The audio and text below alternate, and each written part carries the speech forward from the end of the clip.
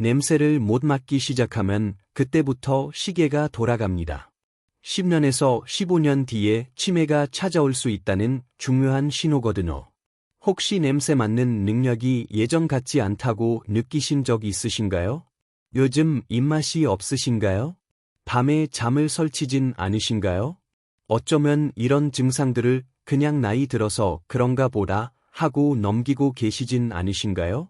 하지만 사실 이것들은 내가 보내는 긴급 신호일 수 있습니다. 이 경고들을 무시하면 돌이킬 수 없는 상황에 처할 수 있습니다. 2026년이면 우리나라 치매 환자가 100만 명을 넘을 것으로 예상됩니다. 이는 65세 이상 10명 중 1명이 치매를 앓게 된다는 뜻입니다. 85세가 넘으면 3명 중 1명꼴이죠. 그리고 더 무서운 소식이 있습니다. 젊은 치매가 불과 10년 만에 4배나 늘었습니다. 스마트폰 때문에 머리를 쓰지 않고, 걷지 않고, 사람들과 교류하지 않으면서 뇌가 빠르게 늙어가고 있는 겁니다. 나이가 많든 적든 누구도 안심할 수 없습니다. 그런데 말입니다. 치매는 유전적 요인만으로는 설명되지 않습니다. 유전적 요인은 겨우 20에서 30% 정도에 불과합니다. 나머지 70% 이상은 어떻게 살아가느냐에 달려 있습니다. 무엇을 먹고, 얼마나 움직이며, 어떤 생활 습관을 가지느냐가 바로 그것이죠. 습관과 환경이 유전보다 2배 더 큰 영향을 미친다는 연구 결과가 이미 나와 있습니다. 이는 부모님이 치매를 앓으셨더라도 내가 충분히 막을 수 있고, 반대로 부모님이 건강하시더라도 내 습관이 나쁘면 걸릴 수 있다는 의미입니다. 오늘 이 영상에서는 치매가 오기 5년에서 15년 전에 나타나는 전조 증상들을 낱낱이 알려드리겠습니다. 2. 기억력이 떨어지기 훨씬 전부터 우리 몸이 보내는 신호들이 있습니다. 이 신호들을 알아차리고 대처하면 치매를 막거나 늦출 수 있습니다. 영상 끝까지 시청하시면 오늘 당장 확인해 볼 수 있는 자가 점검 방법도 알려드릴게요. 혹시 최근에 음식 냄새가 예전만 못하다고 느끼신 적 있으신가요? 댓글로 알려주세요. 저는 30년 넘게 뇌 질환과 치매를 연구해 온 박사입니다. 그동안 수천 명의 환자분들을 만나면서 한 가지 안타까운 사실을 깨달았습니다. 치매는 충분히 막을 수 있었는데도 너무 늦게 발견되어 손 쓸 수 없게 된 분들이 너무 많다는 겁니다. 조금만 일찍 오셨더라면 하는 아쉬움이 매번 남습니다. 특히 기억에 남는 분이 한 분 계십니다. 개인정보 보호를 위해 가명을 사용하겠습니다. 67세 박순자님이라는 분이셨어. 처음 오셨을 때 본인은 아무 문제 없다고 하셨죠. 남편분이 거의 억지로 모시고 오셨습니다. 남편분 말씀이 요즘 아내가 음식 간을 이상하게 한다는 거예요. 평생 요리 잘하시던 분이 갑자기 국을 짜게 끓이거나 싱겁게 끓인다는 겁니다. 가족들이 짜다고 해도 본인은 싱겁게 느껴지신다고 했어. 그리고 밤에 잠을 자다가 소리를 지르고 발길질을 한다고 하셨습니다. 남편분 팔에 멍이 들 정도로 검사 결과 후각과 미각이 상당히 떨어져 있었고 렘수면 행동장애 증상도 있었습니다. 다행히 기억력은 아직 괜찮으셨습니다. 제가 말씀드렸죠. 지금 나타나는 이 증상들이 5년에서 10년 뒤에 치매로 이어질 수 있는 전조 증상입니다. 하지만 지금부터 잘 관리하면 충분히 막을 수 있습니다. 라고. 박순자님의 표정이 아직도 기억납니다. 처음에는 믿지 않으셨어. 냄새 좀 못 맡는 게 치매랑 무슨 상관이냐고 물으셨죠. 그래서 제가 자세히 설명해 드렸습니다. 코로 들어온 냄새 정보가 뇌의 기억 중추로 바로 전달된다고. 후각신경이 뇌와 직접 연결되어 있어서 후각이 망가지면 뇌도 같이 망가지기 시작한다는 신호일 수 있다고 말이죠. 그제야 박순자님의 얼굴에 심각한 표정이 드리워졌습니다. 그날부터 박순자님은 생활 습관을 완전히 바꾸셨습니다. 매일 아침 40분씩 공원을 걸으셨어. 처음에는 10분도 힘들어 하셨는데 한 달 뒤에는 40분을 걷더니 걸으셨습니다. 짜고 단 음식을 줄이셨고 고등어와 삼치를 일주일에 3번씩 드셨습니다. 성당 모임에도 다시 나가기 시작했고 손주들과 화상통화도 매일 하셨어요. 남편분과 함께 바둑도 배우셨습니다. 3년이 지난 지금 박순자님은 어떻게 되셨을까요? 후각도 많이 돌아오셨고 잠버릇도 좋아지셨습니다. 무엇보다 기억력 검사에서 또래 평균보다 훨씬 좋은 점수가 나왔습니다. 남편분이 제게 그러시더군요. 그때 억지로라도 모시고 오길 정말 잘했습니다. 안 왔으면 어떻게 됐을지 생각만 해도 아찔합니다. 라고. 이 이야기는 끝까지 들어야 전체 흐름을 알 수 있습니다. 반대로 안타까운 경우도 있습니다. 72세 김영호님은 처음 오셨을 때 이미 경도인지장애 단계였습니다. 약속을 자주 잊어버리시고 같은 말씀을 반복하셨어요. 가족들이 이상하다고 늦과 모시고 오셨죠. 치료를 시작하니 많이 좋아지셨습니다. 가벼운 농담도 하시고 가족들과 여행도 다니실 정도로 회복되셨어요. 손주 돌잔치에서 축사도 하셨죠. 그런데 좋아지셨다고 치료를 중단하셨습니다. 괜찮아졌으니까 이제 됐고 하시면서 아무리 말려도 소용없었습니다. 병원비도 아깝고 이제 다 나은 것 같다고 하셨죠. 2년쯤 뒤에 다시 오셨는데 많이 악화된 상태였습니다. 딸 얼굴도 가끔 헷갈려 하셨고 집 앞에서 길을 잃으신 적도 있었습니다. 그때 계속 관리하셨더라면 하는 아쉬움이 정말 큽니다. 치매는 한 번 좋아졌다고 끝이 아닙니다. 꾸준히 관리해야 합니다. 그리고 무엇보다 일찍 발견하는 것이 중요합니다. 오늘 이 영상을 끝까지 보시면 내가 치매 위험군인지 아닌지 스스로 확인하실 수 있습니다. 이런 중요한 정보를 더 많은 분들이 알 수 있도록 구독과 좋아요로 응원해 주세요. 가족의 건강을 지키는 이 이야기 끝까지 보시면 지금 당장 습관을 바꿔야 하는지 알게 될 겁니다. 자, 이제부터 치매가 오기 전에 나타나는 위험 신호들을 하나씩 자세히 알려드리겠습니다. 첫 번째는 냄새를 못 맡는 후각 저하입니다. 후각이 떨어지면 10년에서 15년 뒤에 레비소체 치매나 파킨슨 치매가 올 가능성이 높습니다. 간혹 5년에서 10년 뒤에 알츠하이머 치매가 오는 경우도 있고, 왜 그럴까요? 후각은 뇌와 직접 연결되어 있기 때문입니다. 우리 몸의 다른 감각들은 여러 단계를 거쳐 뇌에 전달됩니다. 그런데 후각은 다릅니다. 코로 들어온 냄새 정보가 후각신경을 통해 뇌의 기억 중추로 바로 전달됩니다. 그래서 후각이 망가지면 뇌도 같이 망가지고 있다는 신호일 수 있는 겁니다.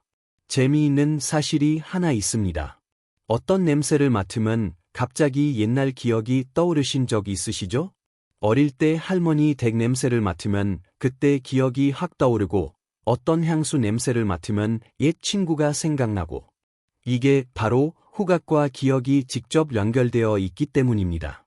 그만큼 후각은 뇌와 밀접한 관계가 있습니다. 서울대학교 의과대학 연구팀에서 60세 이상 2,500명을 12년간 추적 조사했습니다. 후각이 저하된 그룹은 정상 그룹보다 치매 발병률이 2배 이상 높았습니다. 미국 국립보건원에서도 비슷한 연구 결과를 발표했는데요. 후각 저하가 있는 노인은 5년 내 인지기능 저하 위험이 150% 높다고 합니다. 독일 드레스덴 대학 연구에서는 후각 저하가 기억력 저하보다 평균 4년 먼저 나타난다는 결과도 있었습니다. 63세 이말수님은 어느 날부터 가스 냄새를 못 맡기 시작했습니다. 가족들이 가스 샌다고 난리인데 본인만 못 맡으셨어. 음식이 타는 냄새도 못 맡으셨습니다. 냄비를 올려놓고 깜빡하셔서 부엌에 연기가 자욱한데도 모르고 계셨던 적도 있었어. 가족들이 걱정했지만 본인은 코가 좀 안 좋아진 것 같다고만 하셨습니다. 2년을 그렇게 넘기셨어. 검사를 받아보니 이미 경도인지장애가 시작되고 있었습니다. 일찍 알았더라면 더 빨리 대처할 수 있었을 텐데 하는 아쉬움이 남습니다. 지금 바로 확인해 보실 수 있습니다. 주방에 가셔서 커피 향을 맡아보세요. 된장이나 고추장 냄새를 맡아보세요. 마늘 냄새도 맡아보시고 예전만큼 또렷하게 느껴지시나요? 향수나 비누 냄새는 어떠신가요? 만약 냄새가 흐릿하게 느껴지시거나 예전보다 확실히 약하게 느껴지신다면 이비인후과에서 후각 검사를 받아보시기 바랍니다. 간단한 검사로 확인할 수 있습니다. 다만 주의하실 점이 있습니다. 코감기나 비암 때문에 일시적으로 냄새를 못 맡는 것과는 다릅니다. 감기가 나았는데도 계속 냄새가 안 맡아지거나 서서히 후각이 떨어지는 느낌이 들면 검사를 받아보셔야 합니다. 코로나 후유증으로 후각이 떨어진 경우도 있으니까 전문의와 상담해 보시는 게 좋습니다. 혹시 최근에 냄새 맡는 게 예전 같지 않다고 느끼신 적 있으신가요? 두 번째는 잠을 자면서 소리 지르고 움직이는 렘수면 장애입니다. 우리가 꿈을 꿀 때는 렘수면 상태에 있습니다. 정상적으로 렘수면 상태에서는 우리 몸이 마비가 됩니다. 꿈속에서 뛰어도 실제 몸은 움직이지 않아야 정상이거든요. 뇌가 몸에 마비 신호를 보내서 꿈대로 행동하지 않게 막아주는 겁니다. 그런데 이 마비 기능이 고장나면 꿈대로 행동하게 됩니다. 잠을 자다가 소리를 지르거나 옆 사람을 때리거나 침대에서 떨어지기도 합니다. 걸어 다니시는 분도 계시고, 이 증상이 나타나면 5년에서 15년 뒤에 레비소체 치매나 파킨슨 치매가 올 확률이 매우 높습니다. 일본 국립정신신경의료센터에서 렘수면 장애 환자 300명을 15년간 추적 조사했더니 80% 이상에서 파킨슨병이나 치매가 발생했습니다. 캐나다 맥길 대학 연구에서도 렘수면 장애 환자의 80% 이상이 12년 내에 신경퇴행성 질환으로 진행됐다는 결과가 나왔습니다. 69세 최동수님은 어느 날 밤에 꿈을 꾸다가 벽을 주먹으로 쳤습니다. 꿈에서 도둑을 잡는 꿈이었다고 해요. 손이 많이 다치셨습니다. 손가락뼈에 금이 갔을 정도였어요. 그전에도 잠을 자면서 고함을 지르거나 이불을 걷어차는 일이 종종 있었는데 대수롭지 않게 넘기셨던 거예요. 부인분은 무서워서 따로 주무시기도 했다고 합니다. 검사를 받아보니 뇌에서 도파민을 만드는 부위가 이미 손상되기 시작하고 있었습니다. 지금은 약물 치료와 함께 생활 관리를 하고 계시는데 다행히 진행 속도가 많이 느려졌습니다. 배우자분이나 가족분에게 물어보세요. 내가 잠을 자면서 이상한 행동을 하지 않는지요? 소리를 지르거나 팔다리를 휘젓거나 하는 일이 있다라면 수면 클리닉에서 검사를 받아보시기 바랍니다. 수면 다원 검사라는 걸 받으시면 정확하게 알 수 있습니다. 방원에서 하룻밤 주무시면서 검사하는 건데 전혀 아프지 않습니다. 주의하실 점은 가끔 악몽을 꾸는 것과는 다르다는 겁니다. 누구나 가끔 악몽을 꾸고 잠꼬대를 합니다. 렘수면 장애는 일주일에 여러 번 반복되고 행동이 격렬합니다. 소리를 크게 지르거나 주먹을 휘두르거나 침대에서 떨어지거나 하는 일이 반복된다면 검사를 받아보셔야 합니다. 혹시 가족 중에 잠을 자면서 이상한 행동을 하시는 분이 계신가요? 세 번째, 낮에 견딜 수 없이 졸린 과도한 낮잠입니다.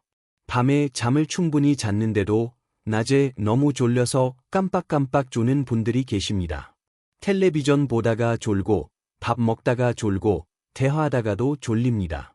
이게 단순한 피로가 아닐 수 있습니다. 과도한 낮잠은 5년에서 10년 뒤에 레비소체 치매나 알츠하이머 치매가 올 수 있다는 신호입니다.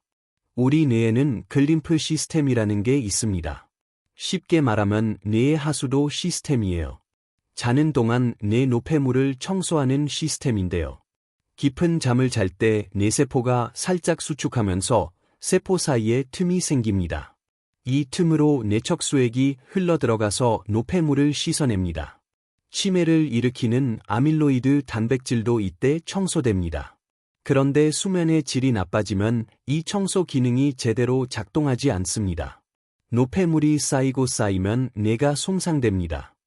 하버드 이과대학 연구에 따르면 낮잠을 하루 1시간 이상 자는 노인은 30분 미만 자는 노인보다 알츠하이머 발병 위험이 40% 높았습니다. 중국 화중과기대학 연구에서도 과도한 낮잠이 인지 기능 저하와 연관이 있다는 결과가 나왔습니다. 71세 한정민님은 낮에 텔레비전을 보다가 자꾸 조셨습니다. 밥 먹다가도 졸고 손주랑 얘기하다가도 졸았습니다. 좋아하시던 바둑도 두다가 졸아서 못 두시게 됐어요. 가족들이 할아버지가 요즘 왜 이러시나 하고 걱정했는데요. 그냥 나이 들어서 그런가 보다 하고 1년을 넘기셨습니다. 검사를 받아보니 뇌에서 각성을 조절하는 부위에 문제가 생기기 시작한 거였습니다. 다행히 일찍 발견해서 지금은 약물치료와 생활습관 개선으로 많이 좋아지셨습니다. 낮에도 정정하시고 손주들과 놀아주실 수 있게 되셨어요. 낮잠을 아예 안 자도 좋지 않지만 너무 많이 자도 문제입니다. 적당한 낮잠은 20분에서 30분 정도입니다. 점심 먹고 잠깐 눈 붙이는 정도가 딱 좋아요. 이보다 훨씬 오래 자거나 자도 계속 졸리다면 검사를 받아보셔야 합니다. 밤에 수면의 질이 안 좋아서 낮에 졸린 경우도 있으니까 수면 검사를 받아보시는 게 좋습니다. 요즘 낮에 유독 졸리신 분 계신가요? 네 번째, 청각이나 시각이 떨어지는 감각 저하입니다. 귀가 잘 안 들리거나 눈이 침침해지는 것도 치매의 전조 증상일 수 있습니다. 특히 청각 저하는 치매와 밀접한 관련이 있습니다. 예, 그럴까요? 귀가 안 들리면 사람들과 대화하기가 어려워집니다. 뭐라고? 다시 한번 말씀해 주세요. 이런 말을 자꾸 하게 되면 대화가 피곤해지거든요. 그래서 자연스럽게 사람 만나는 걸 피하게 됩니다. 사회 활동이 줄어들고 뇌의 자극이 줄어들면 뇌 기능이 떨어집니다. 존스 호킨스 대학 연구에 따르면 경도 난청이 있는 사람은 정상 청력인 사람보다 치매 위험이 2배 높았습니다. 중등도 난청은 3배, 고도 난청은 5배나 높았습니다. 청력이 나빠질수록 치매 위험이 급격히 올라가는 겁니다. 영국 랭커스터 대학 연구에서는 보청기를 착용한 그룹이 착용하지 않은 그룹보다 인지 기능 저하 속도가 30% 늘었다는 결과도 있습니다. 시각 장애도 마찬가지입니다. 헛것이 보이거나 시야가 좁아지거나 하는 증상이 나타나면 5년 내에 레비소체 치매가 올 수 있습니다. 66세 윤상철님은 텔레비전 소리를 점점 크게 들으셨습니다. 가족들이 시끄럽다고 해도 본인은 잘 안 들린다고 하셨어요. 며느리가 말을 걸어도 못 들으셨고 손주들이 할아버지 하고 불러도 반응이 없으셨습니다. 보청기를 해야 하나 고민만 하다가 3년을 그냥 보내셨습니다. 창피하다고 생각하셨던 거예요. 가족들과 대화도 줄어들고 집에만 계시는 시간이 늘어났어요. 나중에 검사를 받아보니 청력 저하와 함께 인지 기능도 같이 떨어지고 있었습니다. 보청기를 일찍 하셨더라면 뇌 자극이 유지됐을 텐데 하는 아쉬움이 있습니다. 귀가 예전보다 안 들리신다면 보청기를 부끄러워하지 마시고 빨리 하시기 바랍니다. 보청기는 단순히 소리를 듣기 위한 게 아니라 뇌를 보호하기 위한 겁니다. 안경 쓰는 거 부끄러워하지 않으시잖아요. 보청기도 마찬가지입니다. 요즘 보청기는 작고 눈에 잘 띄지 않습니다. 눈이 침침하시다면 안과 검진을 꼭 받아보세요. 백내장이나 녹내장은 치료가 가능하니까요. 다만 단순 노안이나 백내장과 치매 전조 증상은 다릅니다. 없는 것이 보이거나 사물이 이상하게 예곡되어 보이거나 하는 증상이 있을 때 더 주의하셔야 합니다. 혹시 귀가 예전보다 안 들리시거나 눈이 침침해지신 분 계신가요? 5번째, 이유 없이 우울하거나 불안한 기분 변화입니다. 갑자기 우울해지거나 불안해지거나 짜증이 많아지는 것도 치매의 전조 증상입니다. 5년에서 10년 뒤에 알츠하이머 치매가 올 수 있다는 신호거든요. 간혹 혈관성 치매의 전조 증상인 경우도 있습니다. 예, 기분이 먼저 변할까요? 뇌에서 감정을 조절하는 부위와 기억을 담당하는 부위가 가까이 있습니다. 편도체와 해마가 바로 옆에 붙어 있거든요. 그래서 뇌가 손상되기 시작하면 감정 조절 능력이 먼저 떨어지는 경우가 많습니다.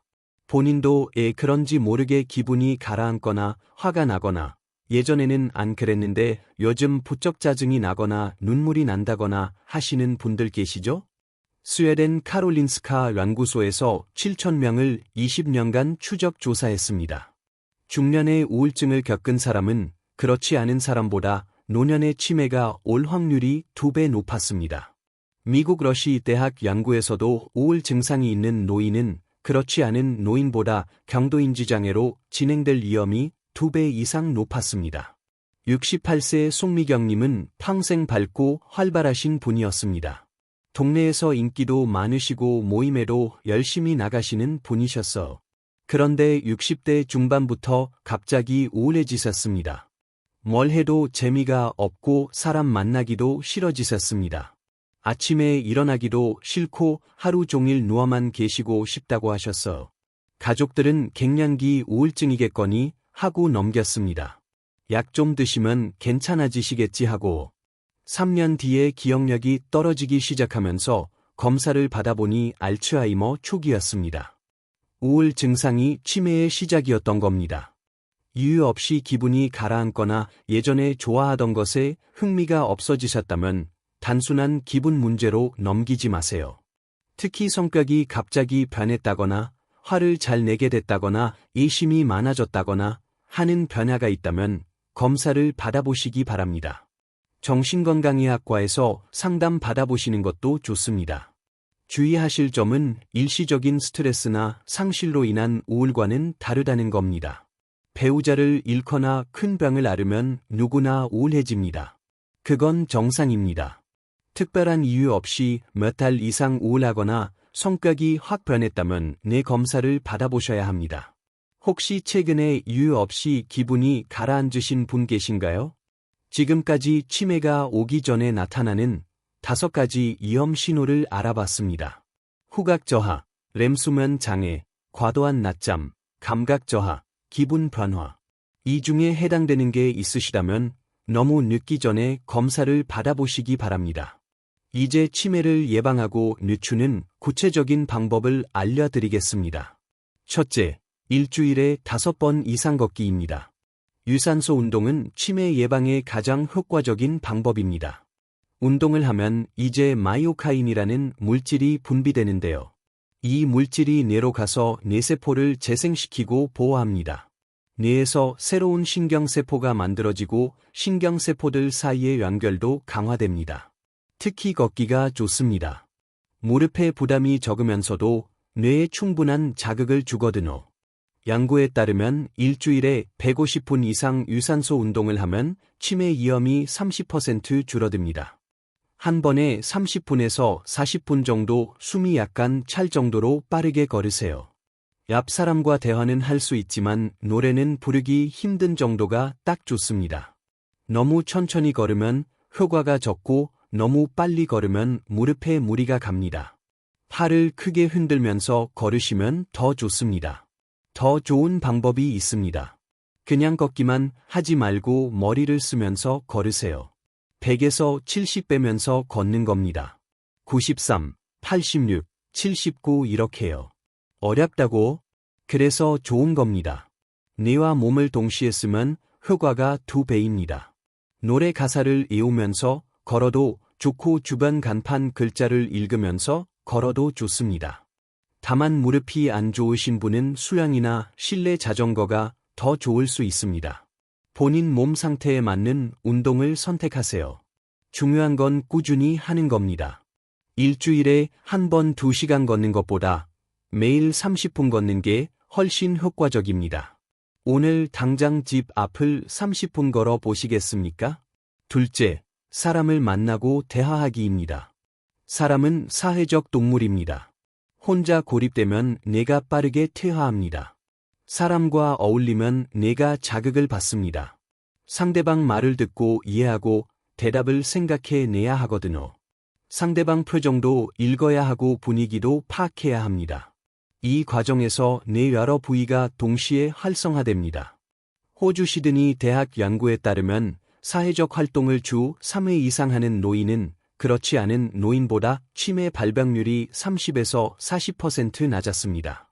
영국 유니버시티 칼리지 런던 연구에서도 50대의 사회적 접촉이 많은 사람은 그렇지 않은 사람보다 70대의 치매가 올 확률이 훨씬 낮았습니다.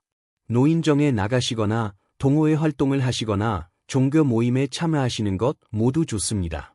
등산 모임이나 게이트볼 동호회도 좋고 꼭 많은 사람을 만날 필요는 없습니다. 일주일에 두세 번 친한 사람과 전화통화만 해도 효과가 있습니다. 자녀나 손주와 화상통화하는 것도 좋습니다. 한 가지 팁을 드리자면 대화할 때 상대방 이야기를 잘 듣고 질문을 해보세요. 그래서 어떻게 됐어? 그 다음에는 이렇게 질문을 하면 상대방도 좋아하고 내 뇌도 더 활발하게 움직입니다. 일방적으로 듣기만 하거나 말하기만 하는 것보다 주고받는 대화가 뇌에 더 좋습니다. 다만 텔레비전을 보면서 사람과 함께 있는 건 소용없습니다. 직접 얼굴을 보고 대화를 나눠야 뇌가 자극을 받습니다. 말을 듣고 반응하고 대답하는 그 과정이 중요합니다. 이번 주에 오래 연락 안 한 친구에게 전화해 보시겠습니까? 셋째, 새로운 것을 배우기입니다. 매일 똑같은 일만 하면 뇌가 자극을 받지 않습니다. 아침에 일어나서 밥 먹고 텔레비전 보고 밥 먹고 자고. 이런 반복된 생활은 뇌를 늙게 합니다. 새로운 것을 배울 때 뇌에 새로운 신경회로가 만들어집니다. 악기를 배우거나 외국어를 공부하거나 새로운 요리를 해보거나 하는 것 모두 좋습니다. 스마트폰 사용법을 배우는 것도 뇌에 자극이 됩니다. 특히 손을 많이 쓰는 활동이 효과적입니다. 뇌에서 손을 담당하는 영역이 굉장히 넓거든요. 호문클루스라고 들어보셨나요? 뇌에서 각 신체 부위를 담당하는 영역 크기를 사람 모양으로 그린 건데요. 손이 엄청나게 크게 그려집니다. 그만큼 손을 쓰면 뇌가 많이 자극된다는 뜻입니다. 뜨개질이나 서예나 그림 그리기 같은 활동이 뇌 건강에 아주 좋습니다. 원예 활동도 좋고 노래 부르는 것도 뇌에 아주 좋습니다. 가사를 외워야 하고 멜로디를 따라가야 하고 박자도 맞춰야 하잖아요. 뇌의 여러 부위가 동시에 활성화됩니다. 노래방에 가시거나 집에서 좋아하는 노래를 따라 부르세요. 박수를 치면서 부르면 더 좋습니다. 너무 어려운 것에 도전할 필요는 없습니다. 스트레스를 받으면 오히려 뇌에 해롭거든요. 재미있으면서 약간 도전적인 활동을 찾으세요. 바둑이나 화투도 좋고 퍼즐 맞추기도 좋습니다. 오늘 평소에 안 쓰던 손으로 젓가락질을 해보시겠습니까? 넷째, 뇌에 좋은 음식 먹기입니다. 혈당을 급격히 올리는 음식은 뇌에 해롭습니다. 설탕이 많이 든 음식이나 흰쌀밥이나 흰빵 같은 정제 탄수화물은 줄이셔야 합니다. 혈당이 급격히 올라갔다 떨어지면 뇌세포가 손상됩니다. 대신 통곡물이나 채소나 과일처럼 혈당을 천천히 올리는 음식을 드세요. 현미밥이나 잡곡밥이 좋습니다. 등푸른 생선에 들어있는 오메가3 지방산은 뇌 건강에 아주 좋습니다. 고등어나 삼치나 꽁치 같은 생선을 일주일에 두세 번 드시면 좋습니다. 호두나 아몬드 같은 견과류도 좋고 하루에 한 줌 정도 드시면 됩니다. 블루베리나 시금치처럼 항산화 성분이 많은 음식도 뇌를 보호해 줍니다. 물도 충분히 드셔야 합니다. 나이가 들면 갈증을 잘 못 느끼게 됩니다.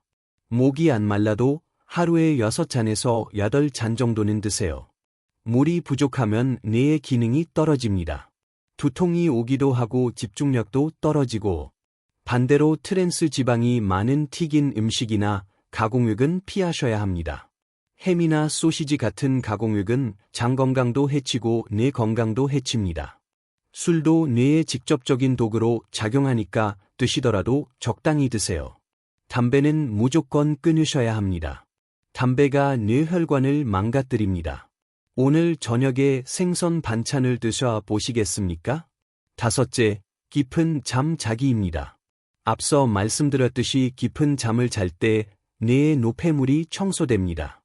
잠이 부족하거나 깊은 잠을 못 자면 노폐물이 쌓여서 뇌가 손상됩니다. 하루에 7시간에서 8시간 정도 주무시는 게 좋습니다. 너무 적게 자도 안 좋고 너무 많이 자도 안 좋습니다. 잠을 잘 자려면 또 몇 가지 지키실 게 있습니다. 저녁에 커피나 녹차 같은 카페인 음료를 피하세요.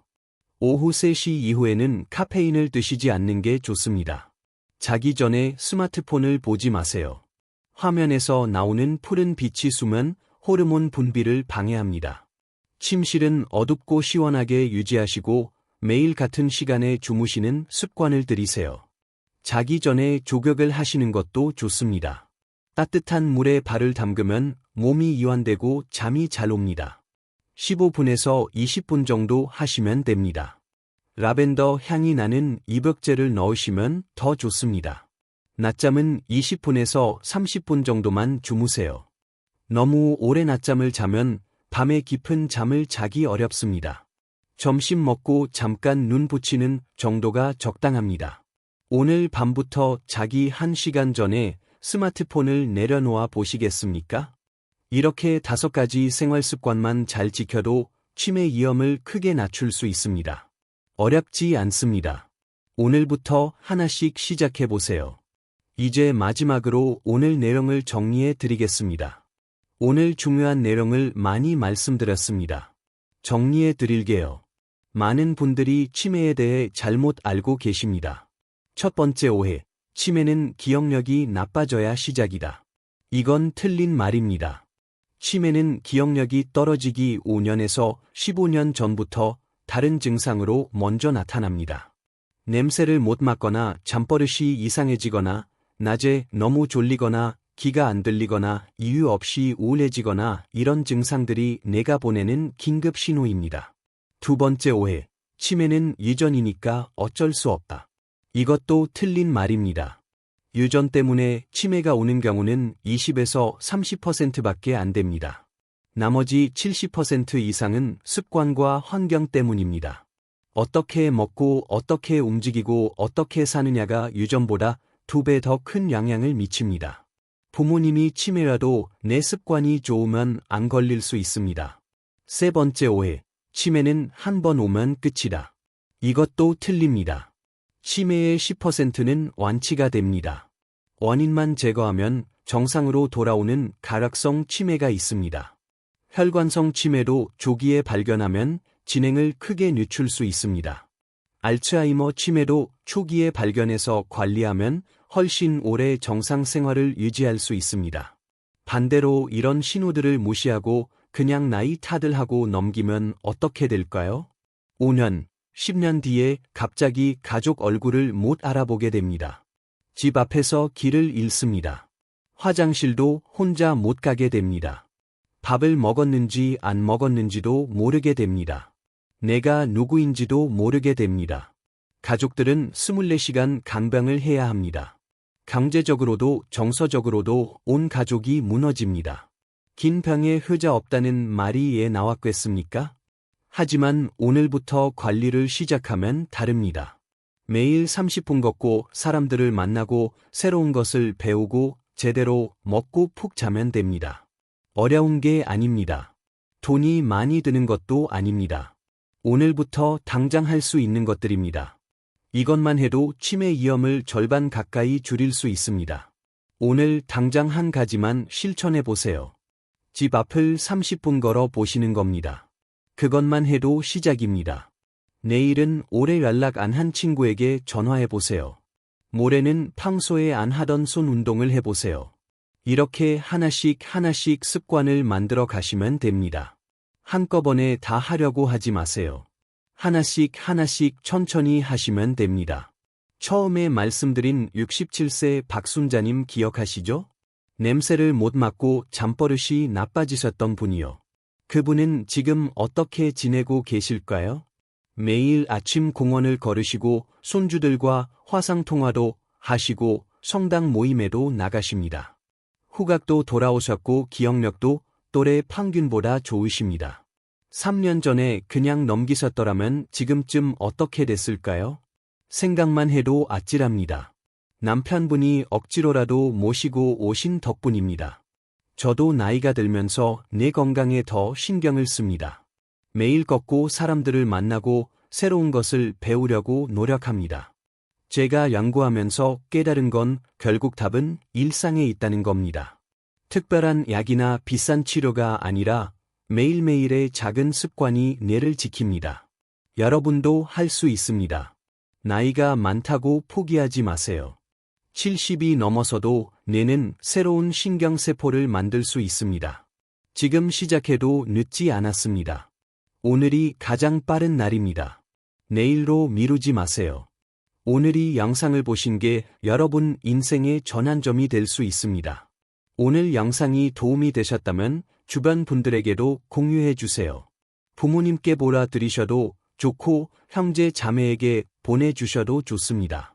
배우자분과 함께 보셔도 좋습니다. 이 정보가 필요한 분들이 분명히 있을 겁니다. 공유 한 번이 누군가의 인생을 바꿀 수 있습니다. 마지막으로 여쭤볼 거예요. 오늘 말씀드린 5가지 위험 신호 중에 해당되는 게 있으신가요? 있으시다면 어떤 건지 댓글로 알려주세요.